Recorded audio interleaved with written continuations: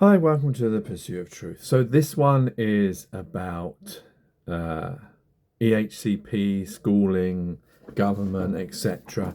And I've talked about this many times because my 7-year-old daughter is diagnosed with autism spectrum disorder, and I've been going through the first-hand experience of the system of schooling, which, as I've mentioned many times, is still very neurotypical orientated with just fringe bits of neurodiversity stuck in there, but the whole curriculum, the whole ethos of the building and the teachers and the schooling environment and everything within is majority still neurotypical, without any regard to the huge swathes of neurodiverse children and disabled children that have existed for maybe even time immemorial, as long as schools have been going.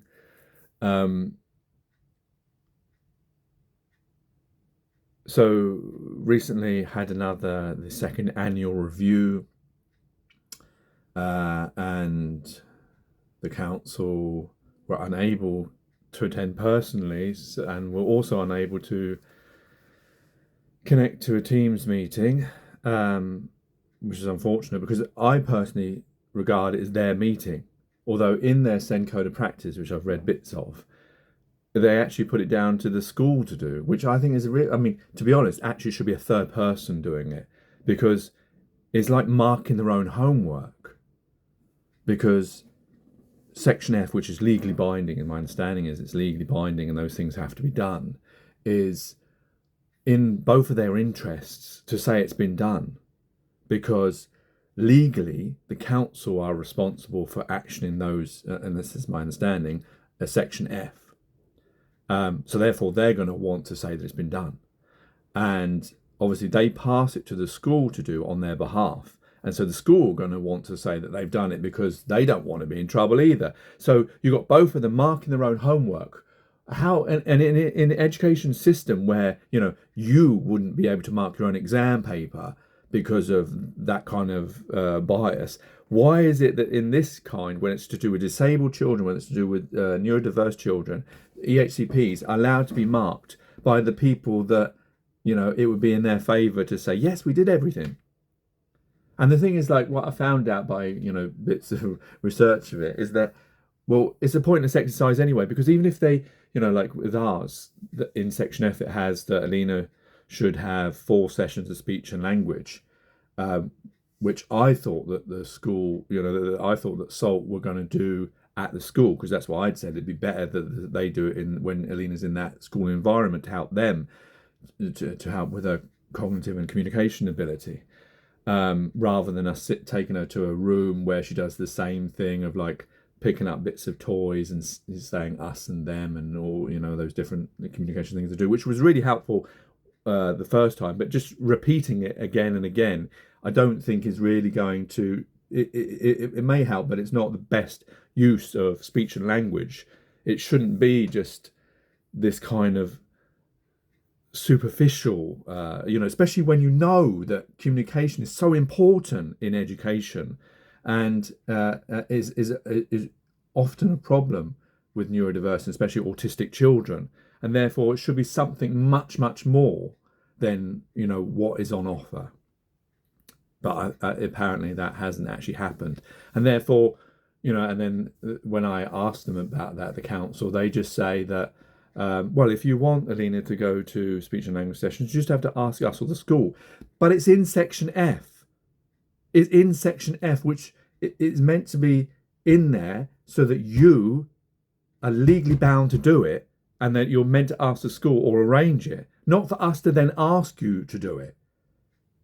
And it's like, there's no sort of, because they're never going to admit they didn't do it, because if they admit they didn't do it, then they're legally, I guess, in a problem, because you could then take them to a tribunal and say, well, you haven't done this. But the thing is, I assume with the tribunal, I don't know, the problem is I expect it's very long-winded. I don't know if it's expensive or not, whether you have to pay for it or you can take, I don't know how that works it may be part of the government system, so you may not pay, but I'm sure it's going to be very laborious. And then at the end of the day, it'll be another government-funded person sitting up there, who's in their favour also to back, the big boys, not the disabled child. I'll be very surprised, but I don't know. I have read that they do a lot of tribunals do go towards the parents, so maybe they are independent, and because when people say independent, I don't believe that, because I don't believe that anyone truly can be independent, because we're human beings. We have this bias and confirmation bias and all this kind of stuff, and it's very difficult to truly be independent. I don't know, if you ever truly can be, but maybe you can be more than in some cases. Some people can be better than not. I don't know. I suppose if you have to look at if they bother to read, which I expect most people don't, but I've read some of these, like the Children Act, Family and Children's Act, and the Equality Act 2010, and the SEN Code of Practice. If you read these things, I suppose if you list those things out, because I assume in a law they would have to look at those things and see, well, was this done or not, and then therefore, if that's not been done, but it's just then at the end of the day, what would happen? Because the whole problem I've found with EHCPs, and it was meant to be, thinking that this would be the big breakthrough, this would be the help that our neurodiverse autistic child would get. It hasn't really been, because it's a piece of paper that, well, last year we didn't even get a EHCP. They didn't even bother to do a cut and paste exercise. They just said, we're going to use the last one. So the whole meeting that we did, where actually the council did attend that one, and the school did, and we spoke about it, and the school gave lots of additional ideas. I give them credit for that. The Senko and etc. Were all disregarded, and they didn't even bother to, all our statement that we'd written out. They didn't even bother to cut and paste section. They just said, we're going to do that, and I didn't even think about it really. And then this year, they just, what I wrote, they cut and paste, literally, it's my actual own words, I can see that, into section A, got, deleted lots of things, added a few things in section B, I think may have been from the school, but not the vast majority of the things that were in that meeting. So I haven't had minutes from that meeting. I don't know if the school did minutes or not, or if they recorded it for them because they couldn't get into Teams. I don't know.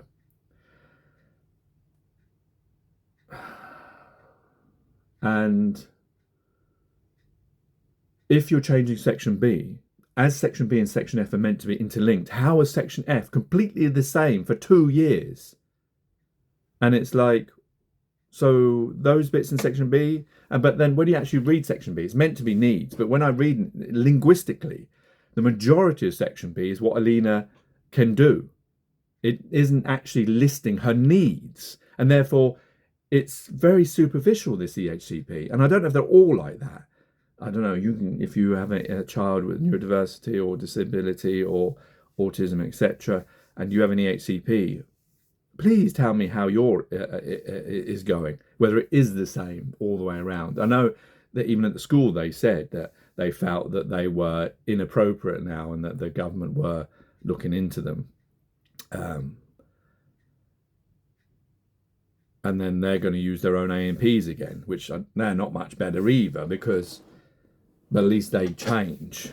I mean, and the council will just, when I argue these things, and I put the bits from the Equality Act 2010 and Schools Act, etc., and even Amaze, a charity that they say, do you want to, you can use them to get information. They gave me information, and they listed some of the similar things, and they mentioned about section C, it should have Alina's her needs through to autism, like communication and cognitive and all that kind of stuff, sleep and etc.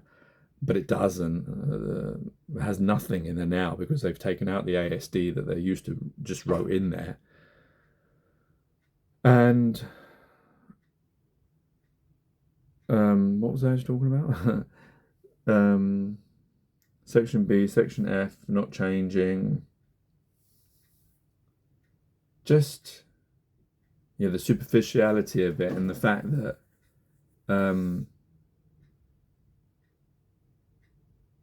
they, when you say to them, why isn't it changed in Section F? They say that, oh, well, when the educational psychologist wrote it, after seeing Lena for, I don't know, an hour and speaking to us, most of what came was actually speaking to us, which I find like,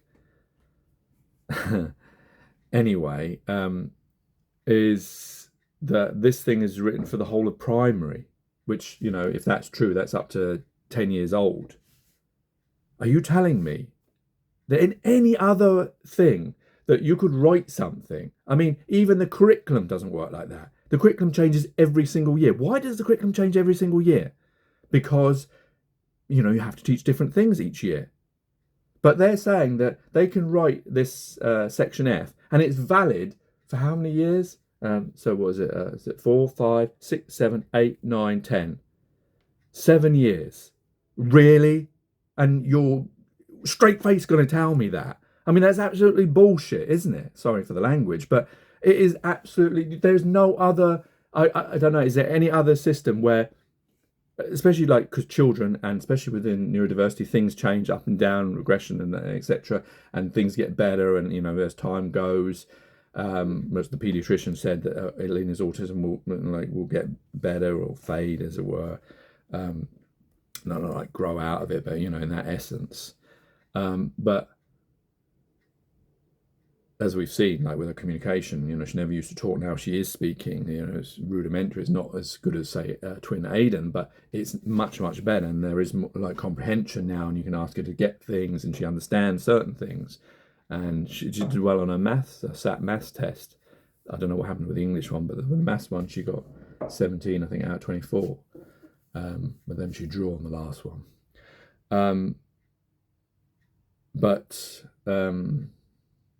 Yeah, I can't think of anything else where you could get away with saying that, you could see a 5-year-old and then just say, well, yeah, what I've written here is going to last for years. I mean, it's and I just, I can't fathom to agree with that, because yeah, I get it. The thing is, when you read the Section F, it's so basic, and I know why they do it. They do it that way because they want to make sure that they can do it. Like, I want them to add that, and I've mentioned this to the school, and it was in the meeting, it's in Section A, but everything that I wrote in Section A didn't get into Section B at all, and then conversely into Section F, because of B and F are interlinked.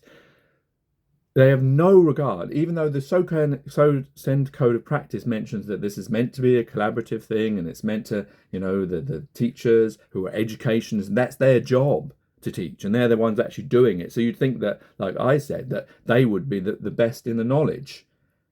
And they've come up with lots of ideas that I never thought of, but those ideas have been, maybe 1 or 2 of them got Section B, but nothing changed in Section F. And it's like, well then, I mean, they're going to teach it anyway and do what they want, I'm sure. But the fact is, what's the point of the piece of paper then? It's so woolly that it's just so that the council aren't going to be held responsible legally at the end of it. That's what my belief is, that's why they keep it like that. And I expect the educational psychologist is, funded by the government, and therefore keeps everything nice and easy for them. I wish it would be someone who actually had a background in autism, or had a child that's autistic, has been through this experience, and then would actually make proper EHCP, so they actually do, like I want to put in, like I said in the meeting, is that Alina be helped so that she's ready for high school. I don't want them to start doing a transition like they normally do, like a 1-week transition before the end of what I would call second school. I don't know what they call it now. Is it primary school still? But before she goes into high school, comprehensive, whatever you call it now, plus 11. Is to get her ready for that. Now, you've got 4 years to do that. It's going to take time because she's autistic, she's disabled, the funding's not there, and the teaching skills not there, and the whole system is neurotypical. It's going to take time. It's not going to be done in a week. So I'm saying, like, you've got 4 years now to try and let's have a plan, work out a plan, like any business does. When in business you do that. So why we're not doing this with children with disability that need this extra help? Without this, it's going to be problematic for them. I want Alina to have the best life she possibly can. And that's why I hate confrontation. I hate being this person, but I have to be because she doesn't have that voice. And that's my responsibility to do that. But the problem is you're met with people that I feel that don't really have Alina's best interests at heart. They're not fighting. I don't see them with the same passion fighting for disabled or autistic or neurodiverse children in this passion that I would expect from everyone working in this environment, because it is failing. I mean, the government are looking at EHCPs and God knows what they're going to do with them. I mean, they just seem like a piece of paper. And like I said, I want a plan so that Alina can be ready educationally for high school, because I worry that when she gets to high school, they're not going to want to handle her autism. They're not going to want to handle her stimming or her inability to maybe sit down for long amounts of time, whether they're going to have a special room like they do in the school she's at, where they have just a few children, whether they're going to have, or they're just going to try and, not take her, or say she has to go to a special school, or use the the red cards or whatever to try and make out that she's unruly, despite the very fact that legislation that I've read seems to suggest that every child should get an education, and especially with the Equality Act 2010, that steps should be done to make sure that's managed, so that if you don't, indirect indiscrimination or discrimination where a child with a disability is not treated or given the same thing, well, that's what's happening. I can't see that there's. I would be surprised if I just, and also that. So the fact that this plan, I want it to be there so that it's done, so that they have a plan to work up to that stage and that they can keep monitoring it. But the problem is like, well, this is not going to happen, is it? It's not even made it into the section B and F of, and that's what I've said that I want. And the council listened a little bit, and they're going to have a meeting with the school, and I'm sure they're going to come back to me and say, no, it's absolutely fine. Section F can stay like this for time immemorial, and all your comments, they just go to section A and mean absolutely nothing. That's meant to be Alina's voice. And we obviously see Alina, and we know, I know what she needs in the sense of, I know that she needs to be made ready for high school, because that's going to be the big challenge. And I know there's only 4 years to do that. And I know if I don't say it, they will leave it to the last week to do it. Every year with the EHCP, they go through it and she's unable to do it. And they say, well, she's not doing this, but she's doing this instead.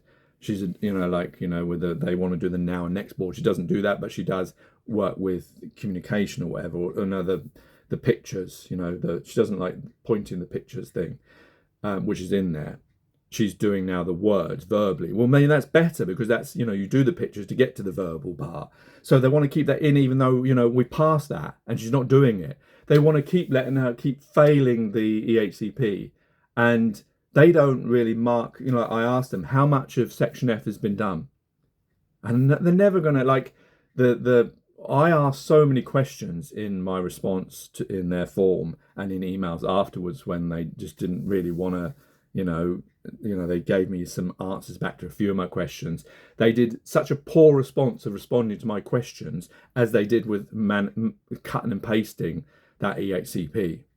It felt like very less attention was given. And I expect, if I ask questions, if I've bothered to write questions to the council who are meant to be serving us, because we pay for them, it's part of, government, which is meant to serve people. If I've asked 12 questions, I expect 12 answers. Isn't that fair? If you ask me 12 questions, I'll give you 12 answers.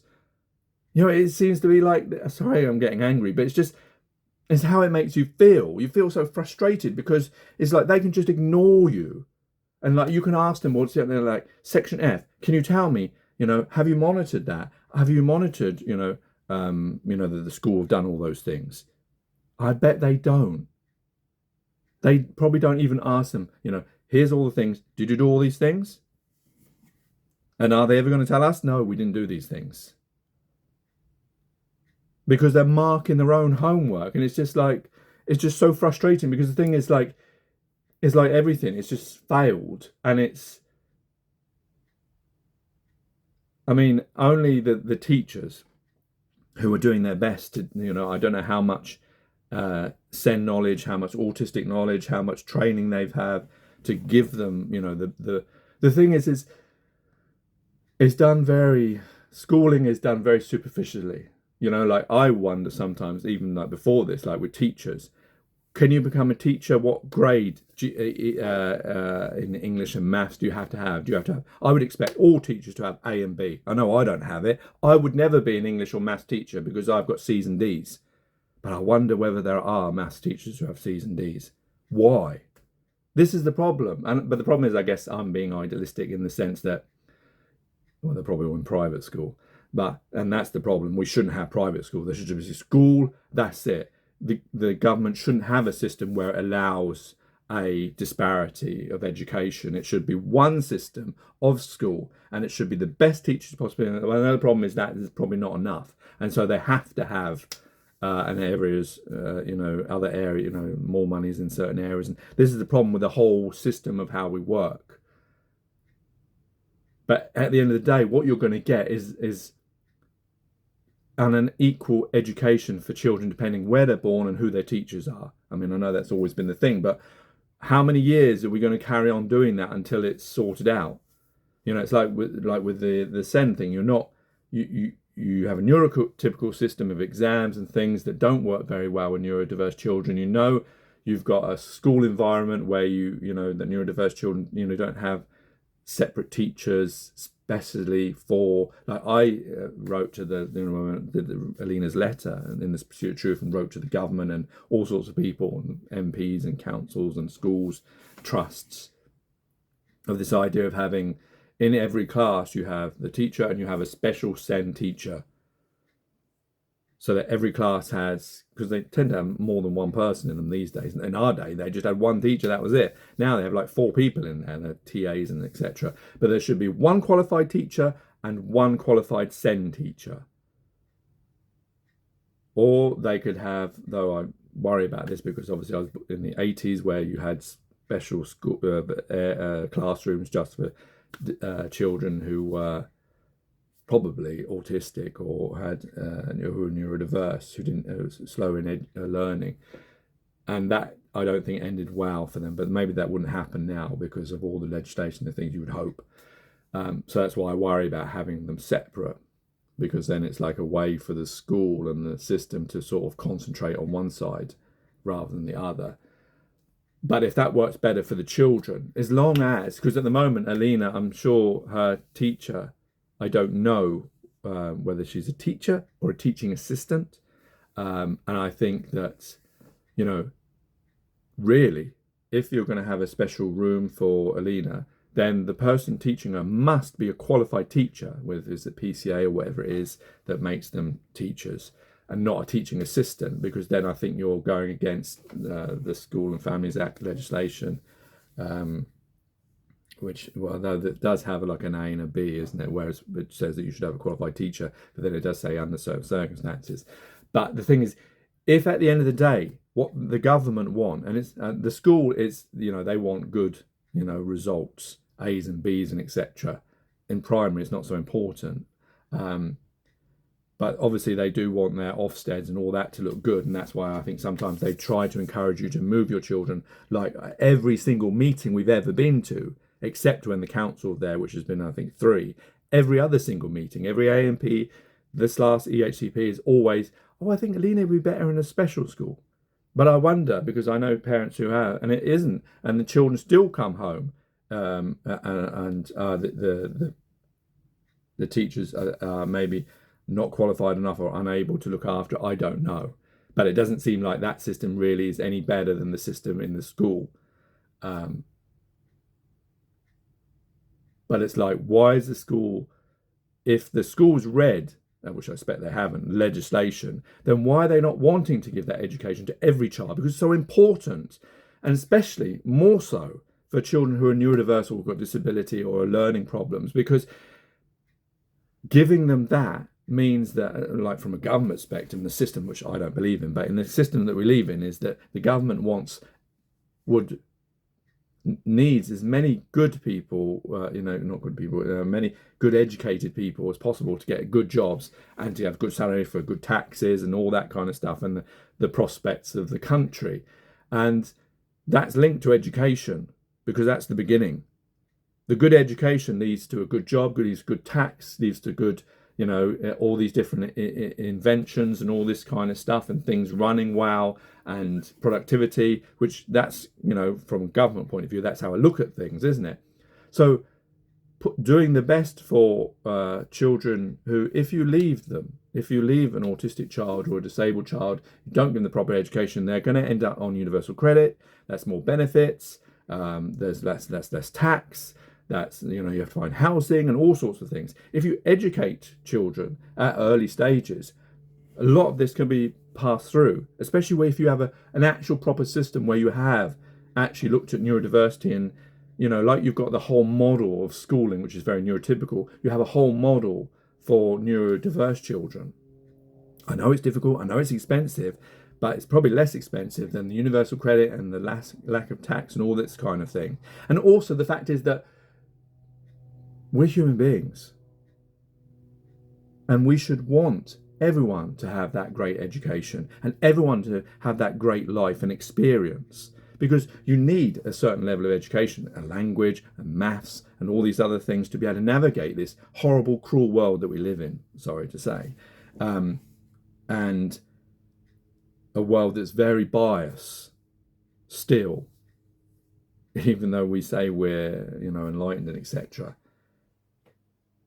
So I don't know why there isn't that love or need from top down, from every part, to do it. I mean, the teachers, you see it with certain teachers, that they really love the children. They really want to give them that great education, and they know how important it is, especially if the teachers have experience with autistic children themselves personally. They know how important that is. But it needs to be with those people that have, the power, with the money, and with, creating systems, and this and to sort of get out of this way that, especially in the UK, we are, of the status quo of everything being the same dried up thing. If it's not working for everyone, then it needs looking at and it needs changing, and we should embrace change to make things better for everyone, so that, because that's why we're here on this place. We can, like I mentioned in all these things, we are shackled by ourselves. We're free to do whatever we want. We have everything we possibly could. Why are we choosing to have a system that narrows things down and makes things good for one but not the other? Especially when you've written pieces of paper, Equality Acts, as if that's, that you're not even then going to follow the heart of it. But yeah, so I don't know what your experiences of AMP's, the EHCP's schooling system is. I know there's a lot of negativity. I'm sure there's some good stories as well. But I just feel that unless you're going to really put a system down that's actually going to benefit, it's like I got this from the Lib Dem from Eastbourne, inviting me to some town hall thing where they're going to talk about SEND and meet people. But like I said to him, I emailed him back, and it's like a band-aid. What he's doing is like a band-aid on a fatal cut. Fatal wound is not going to solve the problem. The problem is the system, the schooling system, the curriculum, the way that the trusts and the schools are able to not follow the Schooling Act and the Equality Act by the heart of it. I expect they don't read it, so they don't know. The schools should, every child is meant to get an education in this country as good and equal as each other. And if there's a disability or whatever, there's meant to be steps that you make to be able to make sure that it's equally done. Otherwise, that's discrimination, indirect or otherwise. And therefore, that means you've got to change the building, you've got to change the curriculum, you've got to change the structure, you've got to change the teachers, you've got to have all these things. And I know this is all down to money, and that's the problem. And that's the real problem. Like I always say in this thing, and money doesn't need to exist, because Man has the man and women have the freedom to do whatever we want. We have everything we possibly need. We have land, resources, everything. And because of we create this thing of money and as a whip to everyone to sort of make sure they do everything, I think people would do things even if they didn't have money over time of getting out of this of how we've been because we're babies and everything's put into us and etc. But it's always going to be the same problem because they're going to say, yeah, this is all great what you're saying, but where's the money? And then the council will say, well, yeah, but we don't have the money because the taxes are not high enough and we have to pay for roads and this, that and the other and hospitals and elderly and care. And so we're all going to carry on around this circle of doing the shittest job that we know is not working for each other and people suffering and things not being great of our one experience. And like God, if he does exist, if he made everything, would be looking down and thinking, I gave you everything. I gave you land, I gave you people, I gave you minds, I gave you freedom, I gave you everything you possibly could need. And you've shackled yourselves and are creating this environment where all this suffering, unnecessary suffering, is here. Take care, take it easy, God bless, and peace.